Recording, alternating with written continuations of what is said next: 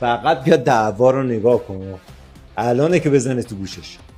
حالا مشکلشون چیه؟ سمون بریم ببینیم. نگاه کن اینجا خودم اومدم مکانیکه رو بردمش اون طرف که دعوا نشه، پرسیدم ازش مشکلش چیه. آقا من دیگه نمیدونم چی کار بکنم. مراجعه کرده گفته فرمون ماشینمو نرم کن. فرمون ماشینشو نرم کردم، رفته تو جاده میگه ماشینم گیج میزنه. اومده پیش من گفته فرمون ماشینم برگردم به حالت اولش.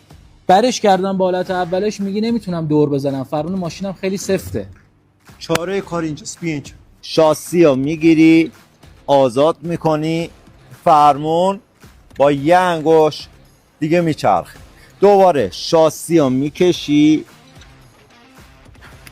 فرمون نیمه هیدرولیک میشه. وای این چیه دیگه؟ اینو بهش میگیم سیستم دو زمانه. توی حرکت پایین فرمون روونه، توی سرعت بالا توی جاده ماشین میره رو حالت نیمه هیدرولیک. ماشینم قشنگ دیگه تعادل داره. امنیت راننده هم خیلی میره بالا. این از کجا یاد بگیری؟ هر تعمیرکاری که دوست داره آموزش این سیستم رو در اختیارش بذارم، فقط کافیه بنویسه دو زمانه.